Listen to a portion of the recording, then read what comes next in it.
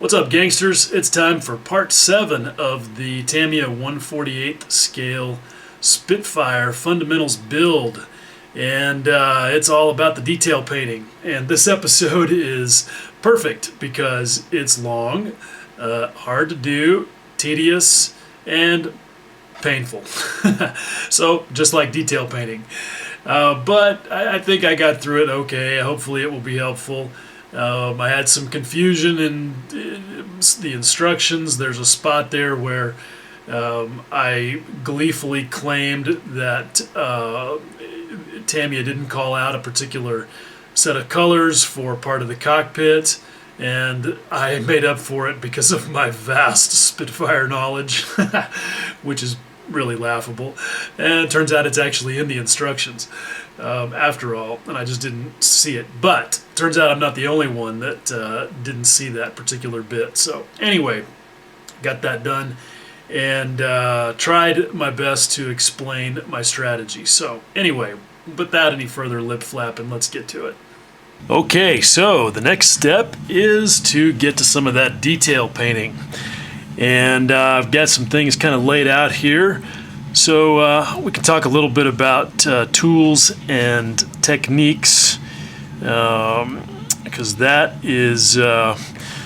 important with stuff like this, because it is such it's detail work, so you have to be exacting.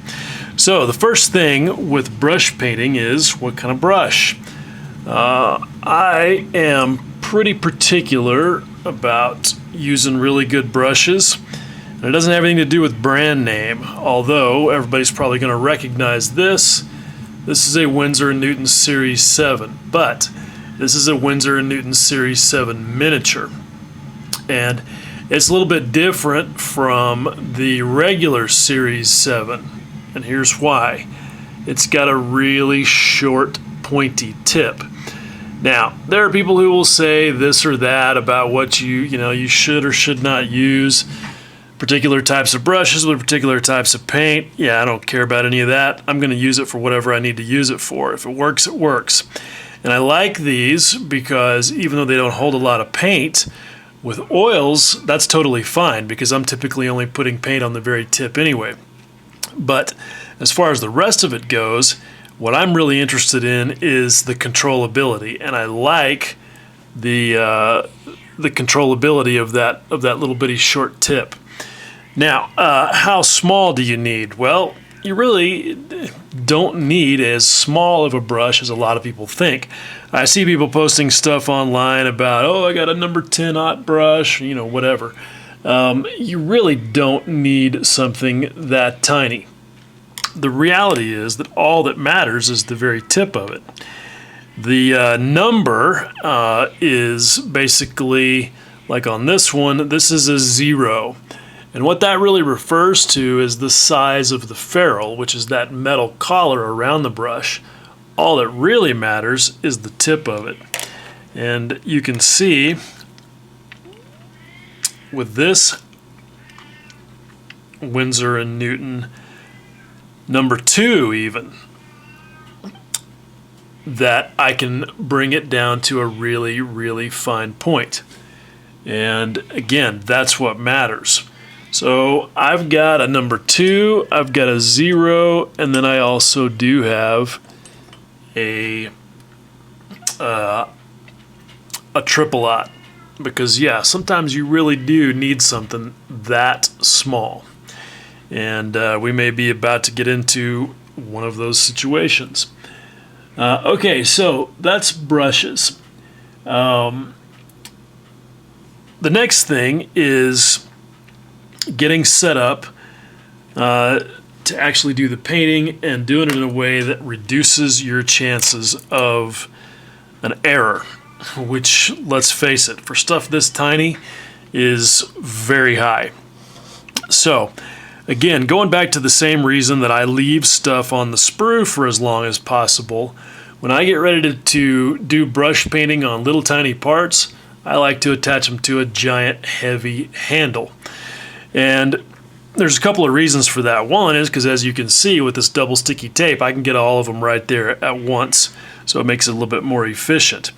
But that's the reason for something heavy, because even though I'm fortunate my hands don't shake, that doesn't mean I'm not clumsy. In fact, I am extra clumsy.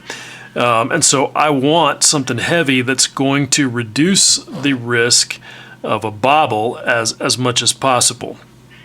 So that's why I've got them attached to this block. Now you can use anything that you want, whatever suits you. This is called a 1-2-3 block. It's a staple in machine shops, and it's called that because it's 1 inch by 2 inch by 3 inches.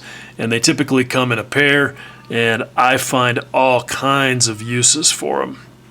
This just being one of my favorites. Okay, now, so we've got a tool to apply the paint. We've got the parts set up to do the actual painting. Some of them are still attached to pieces of the sprue. I had somebody in the questions on one of the videos say that I think you're leaving the parts on the sprues too long, without any explanation as to why. And my response to something like that is usually equally flippant, and it goes something like, "Really? Okay, well, you can think it all day long, but that doesn't mean it's true." I personally, as I've said, for all the reasons that I've said, think that leaving parts on the sprue for as long as possible is always a good idea, and it just comes down to strategy, right? These parts attached to the sprue in a place that is not going to ever be seen, and isn't going to interfere with assembly. So knowing that I'm going to have to handle them at several stages going forward, why would I take them off the sprue? Why would I remove that wonderful built-in little handle that Tamiya gave me to work with? So anyway, a number of these parts that we're going to be doing some detail painting on are still attached. Okay, now let's talk about paint. I am going to be doing most of this detail painting in acrylics. And the reason for that is because it's easy. I have the ones that I need, and I am fairly confident that I can do a good enough job with them. But that doesn't mean that I'm going to recommend that everybody else follow suit. And here's why. You need acrylics that are really good, obviously, for brush painting, and there's plenty of those. Vallejo makes great brush painting paints with their model color stuff. I like Mission Models. I've got lots of it. It brushes quite nicely, and it works great. For metallics, I've got this stuff. It's not the best for brush painting, but it's not bad. It's really a little bit thin for brushing, and sometimes you have to coax it around and do multiple layers, but it's not too bad. So it works pretty decent for that, for a lot of stuff. However, one of my favorite brush paints, oddly enough, is Stynylrez Res, also known as UMP primer and ammo one-shot. And that might surprise you, but what I look for in an acrylic when I'm trying to brush paint it is I want it to be thick enough to not need a whole bunch of coats. I want to get it done in one shot if possible. So it's important that it has a little bit of body to it. On the other hand, I don't want it to be so thick that I'm fighting it and leaving brush strokes. Because really, for me, and I don't claim to be an expert at brush painting at all. What I do is I figure out ways to reduce the chances of failure.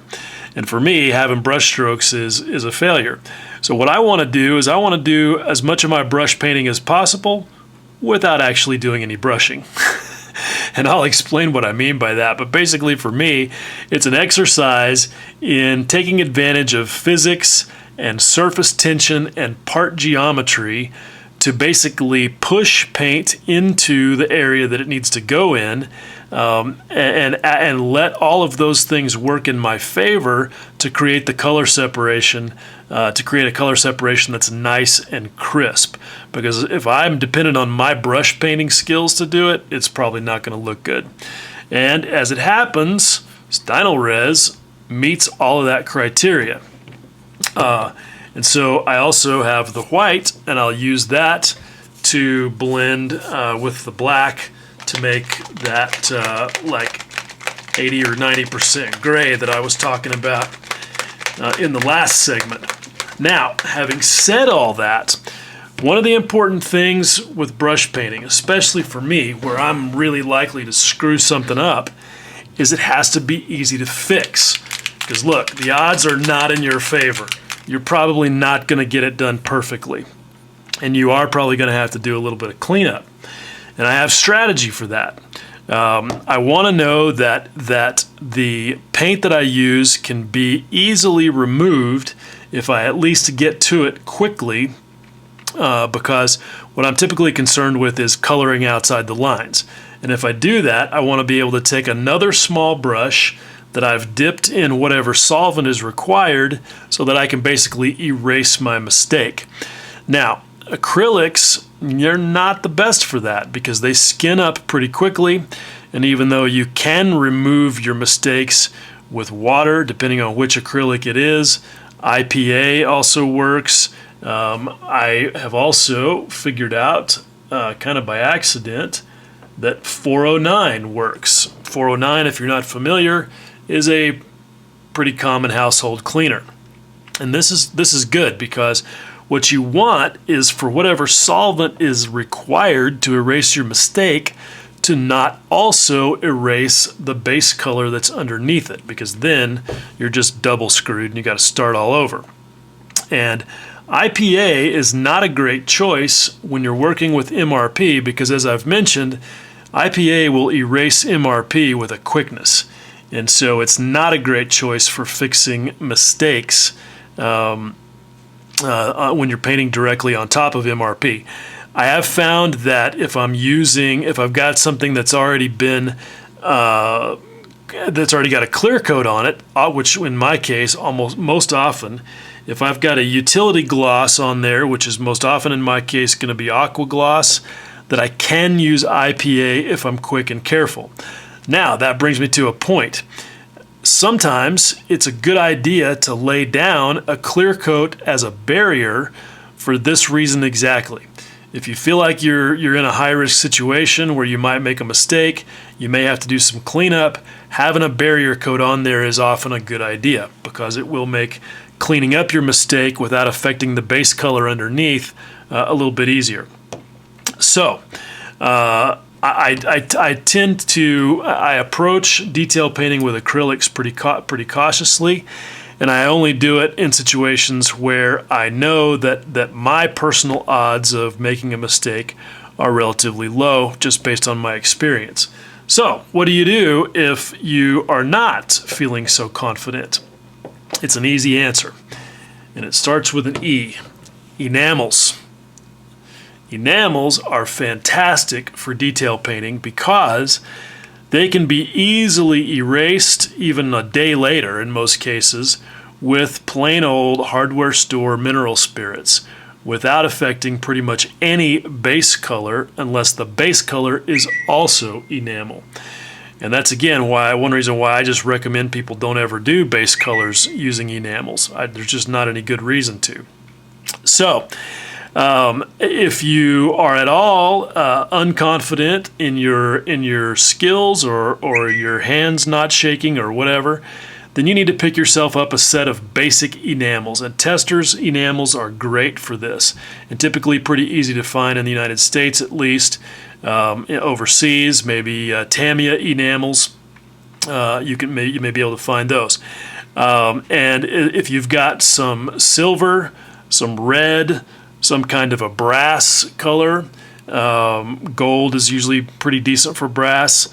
Yellow, green, white, black, maybe orange. You can get there with your red and your yellow. If you've got all of those basic colors in enamels, you're set up for doing pretty much all of the detail work that you're going to need. And I'll show you a place where I'm going to use this enamel for the reasons that we've talked about. Also, same thing with brass, because there's a spot, if I can reach it, there's a spot on Spitfire instrument panels that's going to need some brass. Okay, yeah, keep it in the farthest reaches of my paint storage thing, but there we go. This is a little tiny bottle of Tester's metallic gold that comes in very handy for those situations. So, with all that said, that gets us set up to actually do some brush painting. And so I want to get started. I'm going to try and do at least some of it on camera, but that's likely not to go well. I have to do this stuff with an optivisor on, and you guys know I'm always banging into the camera with my optivisor, and I have to get really I have to get really close to the work to be able to do it. I'm gonna try zooming in with the camera up high so that maybe I won't bang into it. Let's see if it'll even focus. Okay, so I've mixed myself up a little bit of really dark gray, almost black Stynylrez res. And the thing with acrylics is you have to move quick, because once it starts to skin over, you're done. And a lot of figure painters use a wet palette for that exact reason. And if you're going to be doing a lot of detail painting, that might not be a bad investment. I personally don't use one because it's just a little bit more trouble than I feel like I need to go to get the job done, but they are effective. But you can see what I mean here. I'm basically just using the brush as a placement tool to stick a little dollop of paint where I want it. I'm not trying to actually do any brushing. I want the paint to basically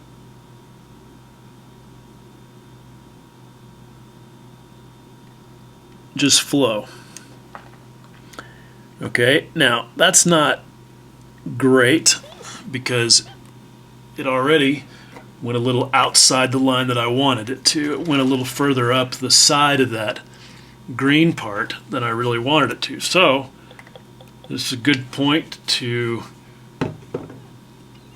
demonstrate a little bit of corrective action. So I'm going to clean the brush and basically assume that I'm done with this little bit of paint that I mixed up, because by the time I get back to it, it'll be skinned over and it won't be any good to me anymore. So I'm going to just get a little bit of this 409 and another little tiny brush, and what I do is I try to keep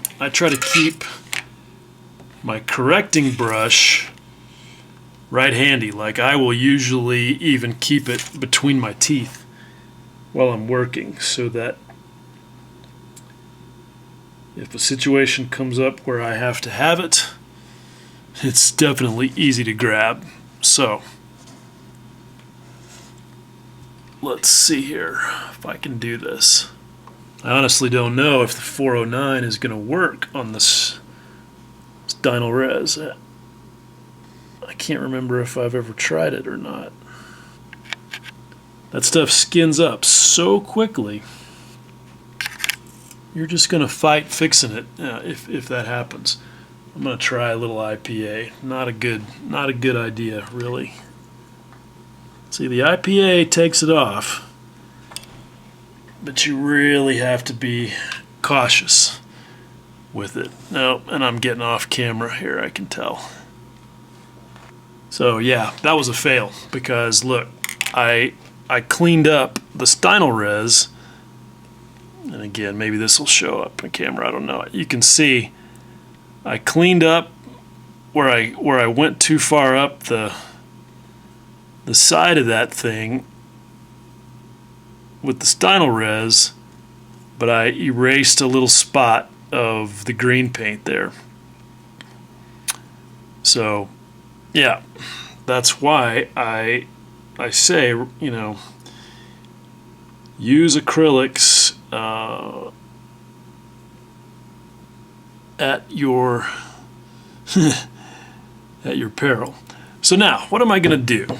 Let's just see. This is, you know, you guys have said that something you like about my videos is watching me fix mistakes. So let's see if I can fix this one without having to completely repaint that piece. So what I'm going to do, again, is a thing that I do not recommend. I've got the bottle of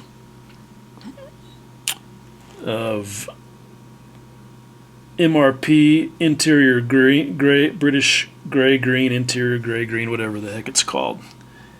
And I have got a little bit on this brush. And I'm going to just see if I can just, there we go. Got it. What I did there, though, is I just very, very lightly touched that. Because if you do any rubbing at all, you're going to rub off whatever's underneath. But you can see that I was able to fix that.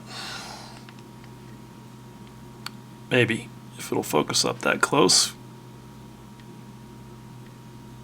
There it is. So see, that's not too bad there on the side of that. Looks better. It certainly looks, I think, good enough from the viewing angle that it'll be most likely seen in the cockpit, which is sort of this direction. So, I'm going to call that part good.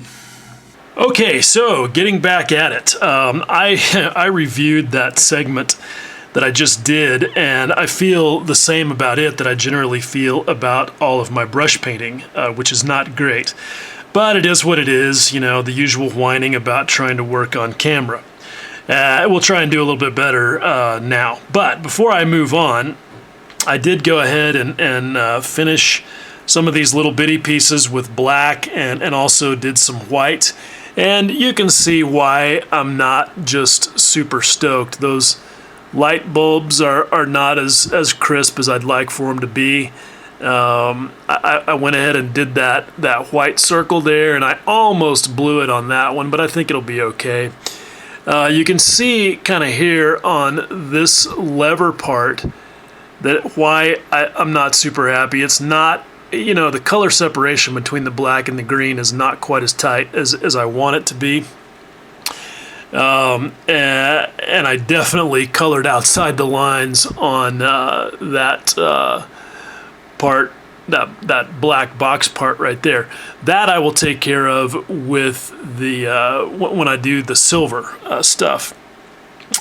But this brings up a couple of points, okay? One is, I think that I mentioned in the previous episode something about painting from high to low, or low to high, whatever it was. I can't exactly remember, but I was thinking about it later, and I realized that whatever it was that I said, it was backwards. And I think I explained my rationale correctly.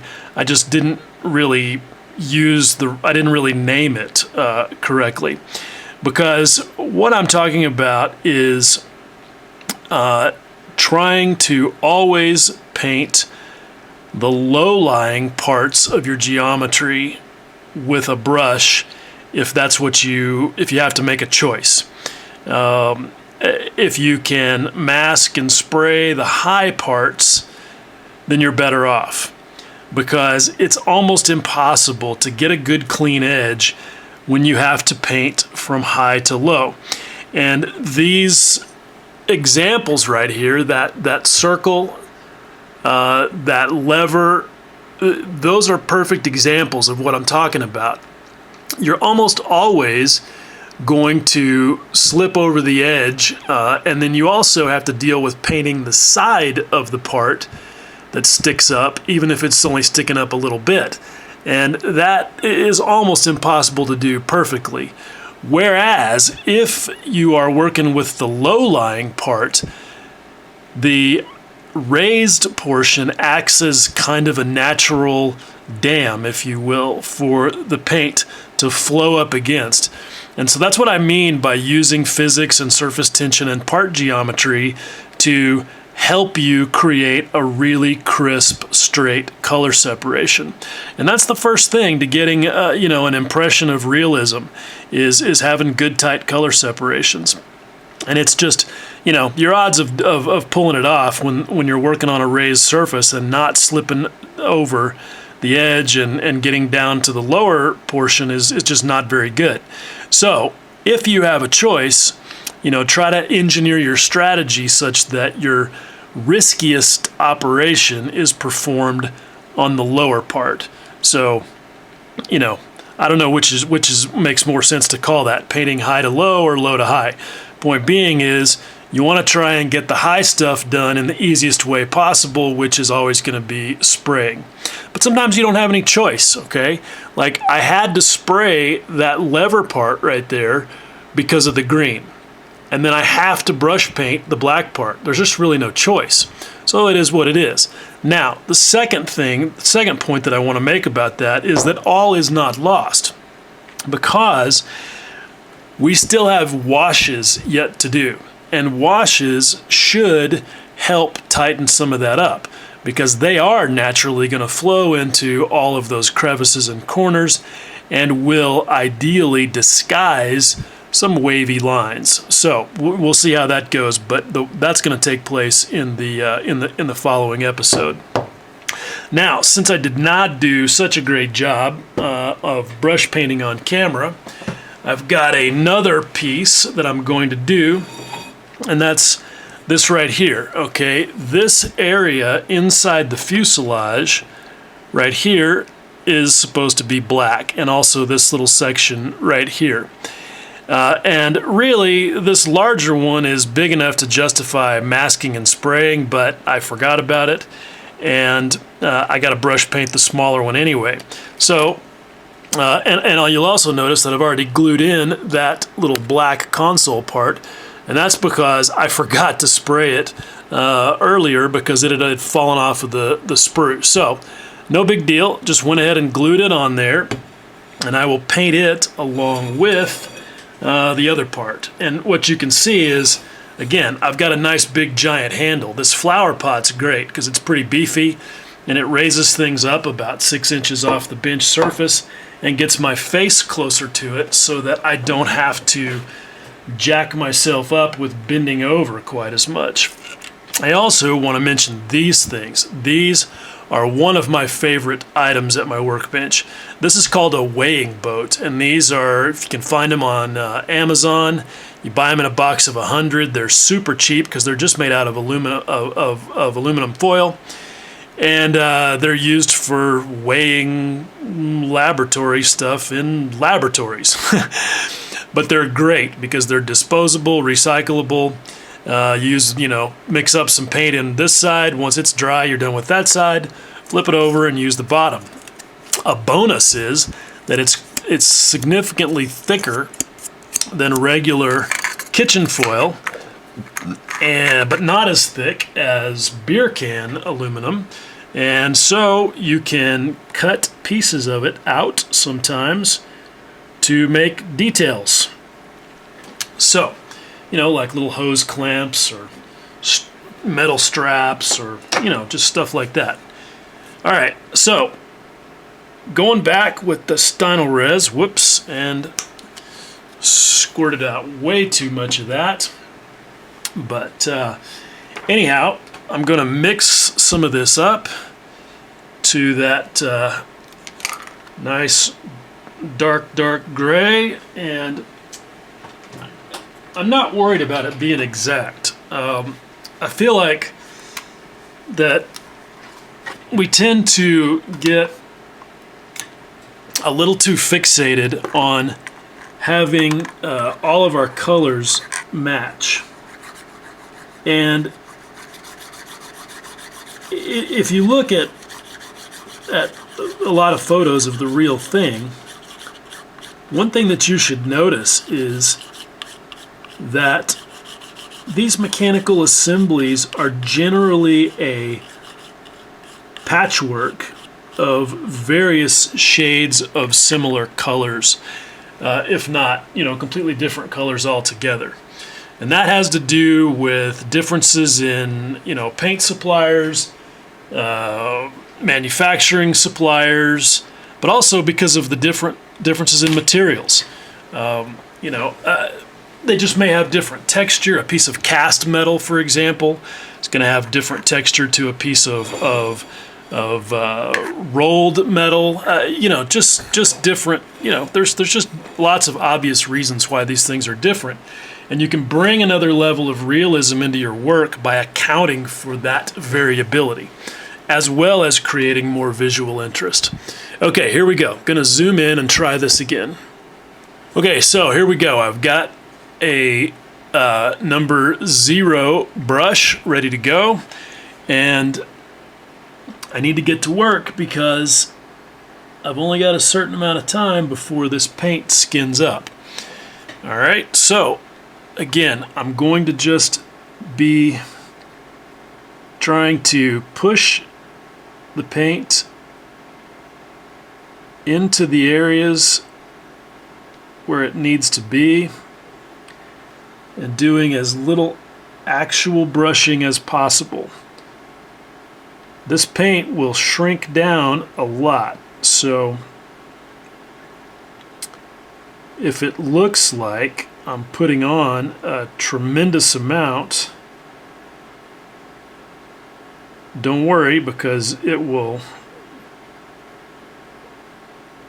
dry nice and tight. So, and the advantage of putting on a lot is, again, that surface tension effect that lets it flow into all the right areas.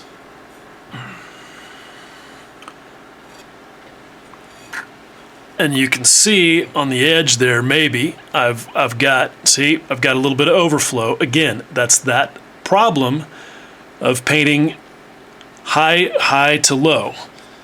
And the reason I'm not worried about that is because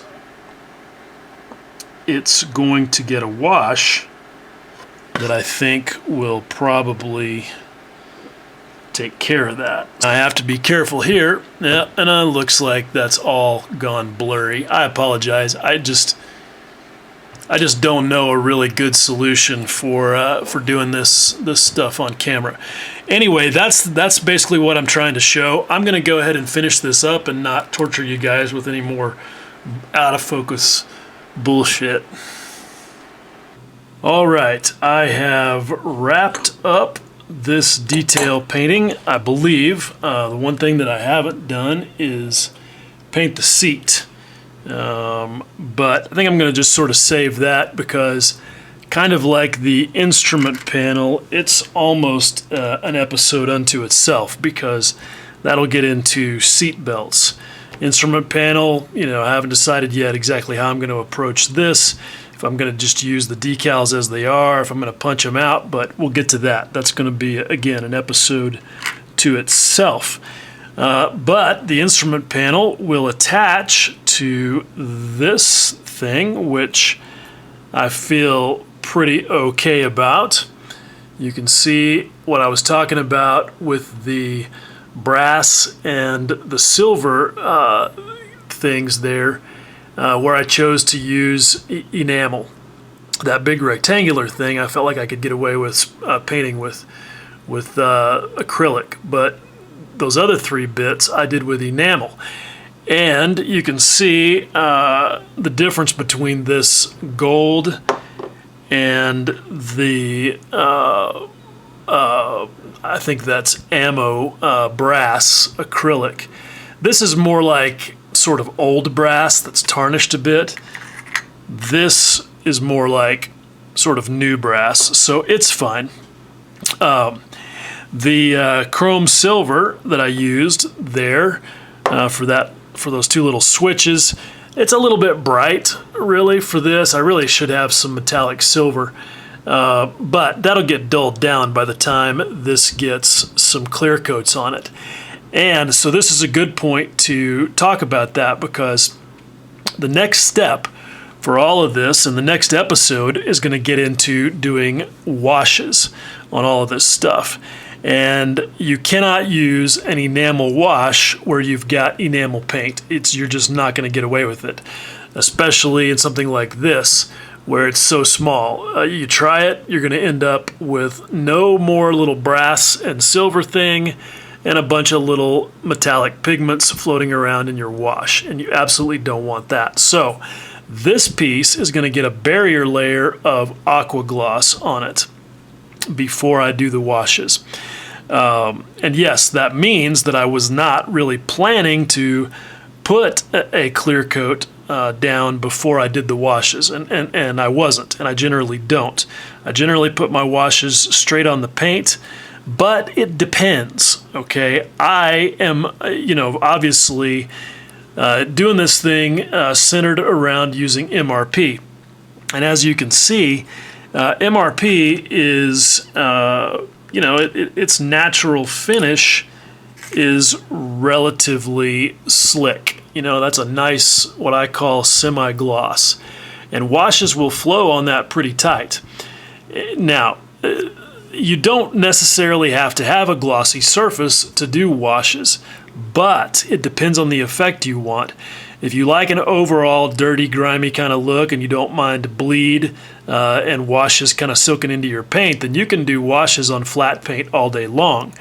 You can still remove most of it with mineral spirits, contrary to what some people think, but it's going to stain a little bit. Whereas if you want really tight washes, which I generally do in a cockpit, you do need a relatively slick surface. This is going to be just fine for that. There really wouldn't have been a need to do a gloss barrier layer. So I won't do it, on this piece probably, because it won't need it. But because I've got these enamels present on here, I definitely am going to have that. And there's another place where I'll need that as well. But that'll be the next episode. Which by the time I get to that, I'll already have this. I'll already have that clear coat on here. Okay, so that takes care of. One other thing I wanted to mention. Almost forgot.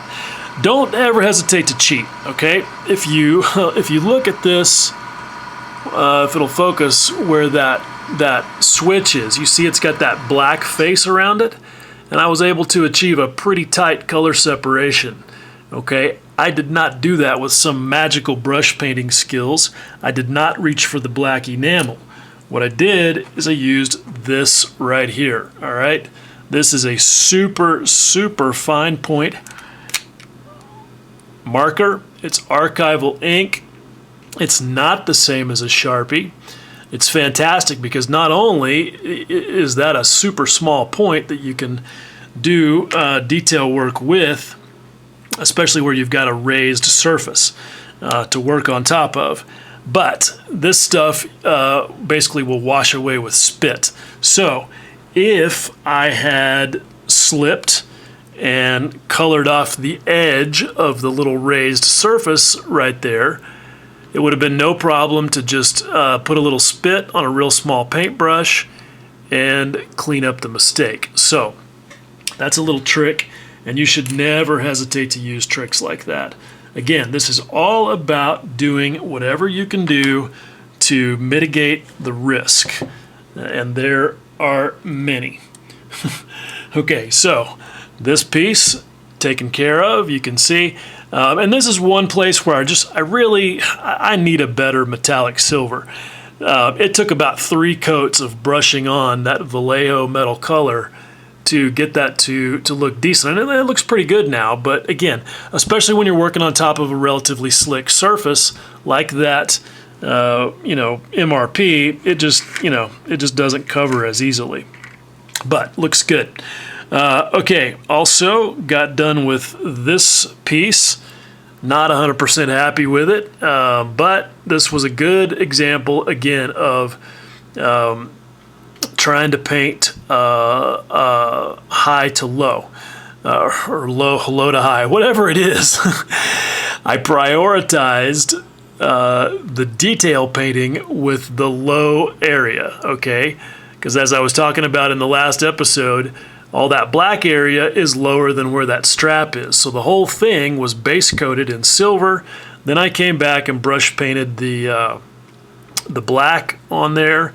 Did an okay job. Had a couple of touch-ups I had to do on the strap because some paint got knocked off of it, and I was able to do that with the acrylic. And then you can see a little bit of brass. That's the Vallejo or MIG brass on that little fitting on the end. That in a bigger scale would have a tube coming out of it. All right, so that takes care of that. Okay, so now, all right, and you can see, got this thing taken care of. That looks pretty decent. And then there's the other side of the cockpit. And this will address a couple of things, okay? You may be asking, okay, Pattison, you've already done all the detail paint on these little bitty parts. What about gluing them in? Okay, that's a totally fair question. Obviously, if there were no paint anywhere, everything would be, you could glue everything together real easily. But that's not what I want to do, because there is no better guarantee of getting a super tight color separation between parts than to paint the parts separately. And I always want to do that if I can.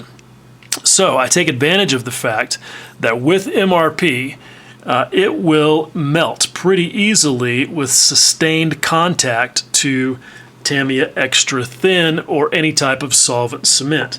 Now, I say any type, but one reason that I really only recommend Extra Thin for this particular operation is because of how well it flows. Okay, the capillary action is great. And I've tried some other solvent cements, and for whatever reason, they just don't have that same wicking ability, and you really need that because there's a couple of different ways to approach this. Okay, obviously you could glue these parts in using a PVA type glue like Gorilla Glue or Gator Grip. I don't care for that. I don't trust it to stay there forever. I want something that actually will bond to the plastic. But you could also use super glue. I hate super glue. I only reach for it when I absolutely have to. So what I'm going to use is a solvent cement, even for pre-painted parts like this. So, and this really works well with Tamiya because the dry fit is so good, but obviously not always with every kit. So, like what I do in a case like this little bit right here that's got the white dot on it. Okay, so I dry fit it, make sure it's good. Then I look for a place that I can strategically wick some Extra Thin in using either the brush in the bottle or another, because you can use any small paintbrush with Extra Thin. You don't have to use the brush that's in the bottle. But the point is, I look for a place that I can wick the cement that if it causes damage, it won't be seen. But in general with MRP, you can do this because, again, it's sustained contact, okay? Watch, if I put a little bit of Extra Thin, okay, got some on this brush, and I put some over here where it's not going to be seen. Now, obviously, if I sit there and I brush on it, it comes right up. But if you just have a little bit there, and you don't rub on it or touch it, see, it'll just sit there and it'll evaporate pretty quickly before any damage is done, as long as it's not disturbed. So what I'm doing is, like in this case, with that little white dot gizmo in place, I sneak in here to the side, okay, you can see, hopefully. All right, I sneak in to the side right here in that joint, because this is going to get covered up by the edge of the windscreen, right? So if I mar the paint a little bit on that edge right there, no big deal. And I just touch the brush in there like that, and let that extra thin wick underneath that part. Boom, job done. No extra glue showing anywhere. Pretty much perfect. And that's good, because I'm going to want to do my wash to include that part. So that's good. Now, here is another method that you can use to do that is a slightly lower risk and also works really good. And that's this stuff right here, okay? If you don't have a bottle of this orange cap cement around, you should consider getting some, because this is super handy. I don't use it very often, but you know, it's kind of like having a shotgun in the closet. When you need it, you need it. All right? This is basically a thick version of extra thin. Okay? It's extra thick, not extra thin. You can see it's a little bit goopy, but not stringy at all. Okay? Like you can see it not really wanting to drip off of there. So what you do is you just use that brush to put a little bit of it on, you know, something like this leftover weighing boat after I was done painting. Then you use a little tiny scrap brush that you've got for just such things and dip that into your little puddle of cement. Apply it to the receptacle, okay, like in the case of that multicolored lever gizmo thing, it goes right there. So you take and apply that extra thick cement right there in that little receptacle, and boom, drop your part in there, of course, after you've verified beforehand that it will in fact drop in there without, you know, any issue. So dry fit first, absolutely. But then once you drop your part in there, that extra thick cement will basically just sit there and melt its way through all that paint and fuse those two parts together forever.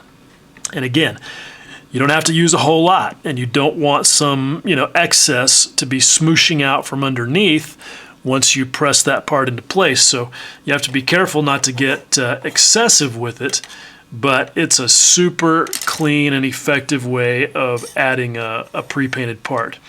And this, you know, this applies to basically any lacquer. And that, again, that's another reason why I like using lacquers so much, is because of little tricks like that.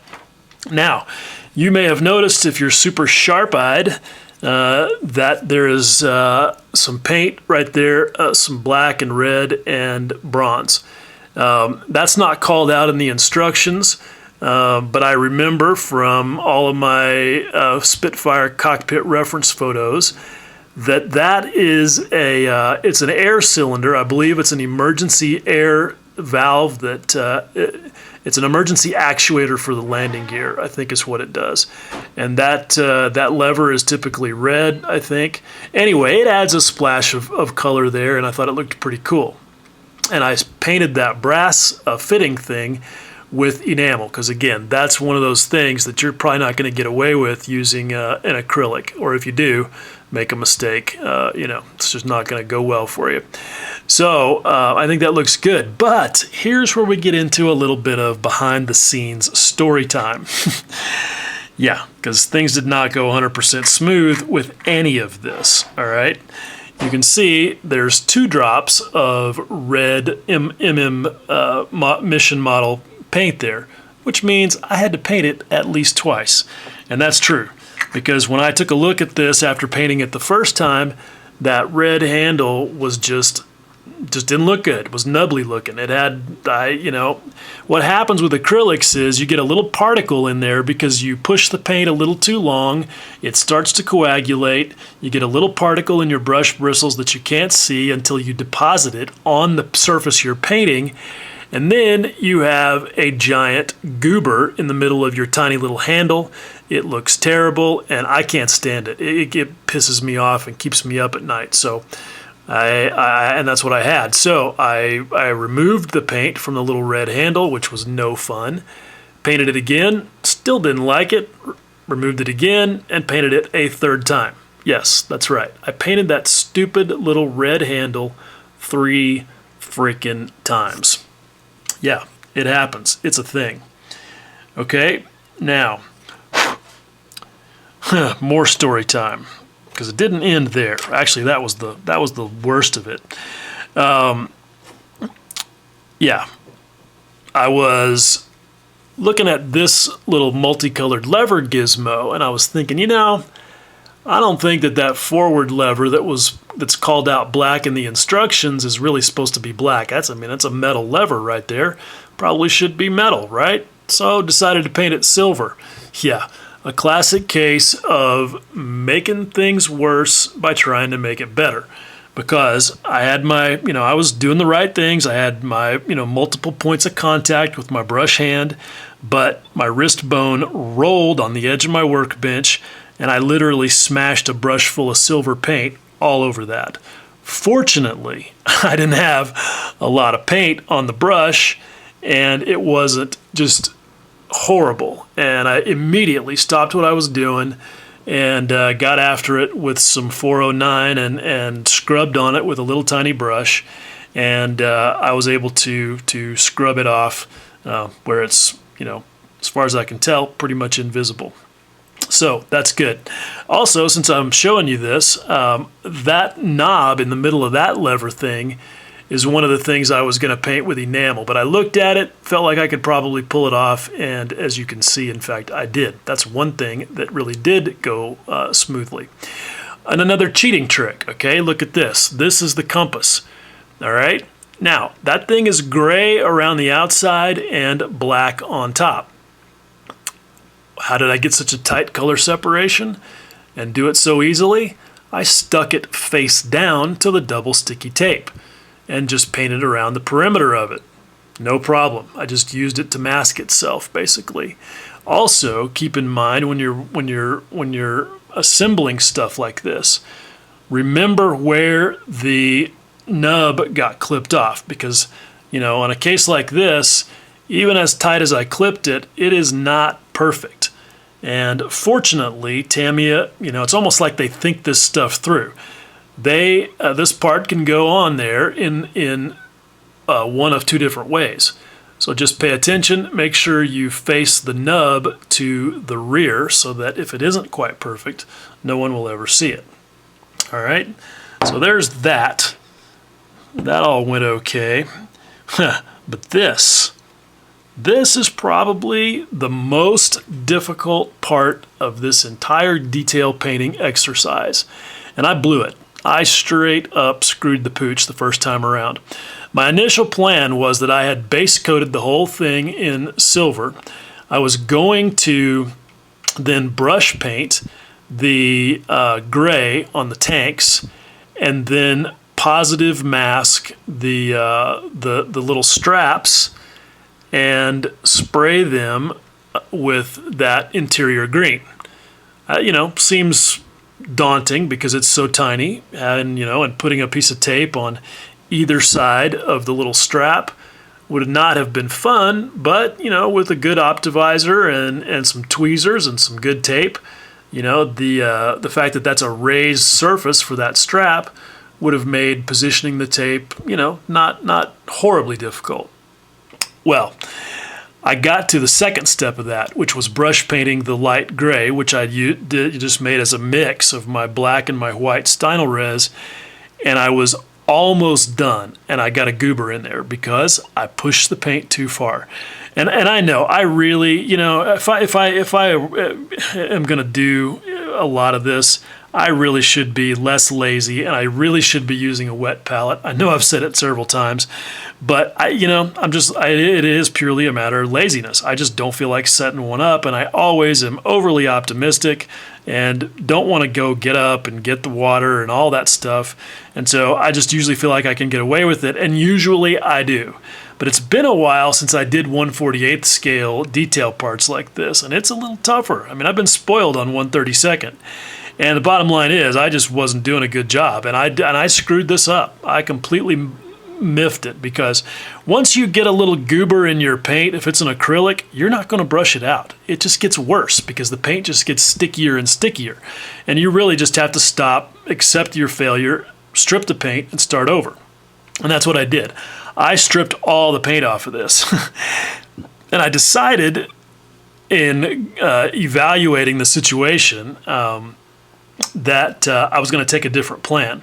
So what I did was I reprimed it, and then I shot the whole thing with the interior green, and then I positive masked those straps. So it only took one piece of tape to do that, and what I used was this wonderful stuff. This is Izu 0.4 millimeter masking tape, and it is fantastic. It's great for masking little things like that. It turned out to be the exact same width as those little straps. You can also use it for actually making straps. You know, you wrap it around a hose, a little bit of super glue, and bam, you got a clamp. So this stuff is fantastic. Could I have cut a piece of regular tape down to the right size? Yeah, sure, I could have, because I have the always fantastic Infini Type A cutting mat, which, as you can see, lets you cut thin strips of tape, and it does in fact go down to 0.4 millimeters. But why do the work when I've already got that lovely roll of tape in my drawer? So I masked it, and then I sprayed this gray, and I just, they want it to be basically a light gray, so I just grabbed my trash gray bottle. This is a bottle of gray paint that, who knows what it looked like when it started out, but it's where I dump all my leftover gray, and currently it is exactly that color, which I think works pretty well. So at that point, and then when I pulled my tape off, I had a beautifully masked little set of green straps. Then I brush painted with the Vallejo, the silver parts, and then brush painted the brass fitting there. So I'm pleased, because this is a really difficult part. Unfortunately, it's not very visible, but I'm really pleased with the way that it turned out. So, point being with all this is that no matter how careful you are, no matter how much care you take, or how good your cheats are, there's always the possibility that you're going to make mistakes, and you just have to work through it. They say that one sign of good craftsmanship is how well you fix the mistakes, and I think that there's a lot of truth in that, and hopefully you can see that if you just keep pushing forward and being methodical, that things will turn out okay in the end. So that's that. Okay, there you go. If you sat through all that, I definitely appreciate it. I hope it was helpful, and I'm just looking forward to moving on to the next episode, where we will finally start to get into the more fun parts, at least as far as I'm concerned. I'll be doing some washes on all that cockpit stuff, and that'll be primarily the subject of the next video. All right, hopefully I'll see you there. As always, much love.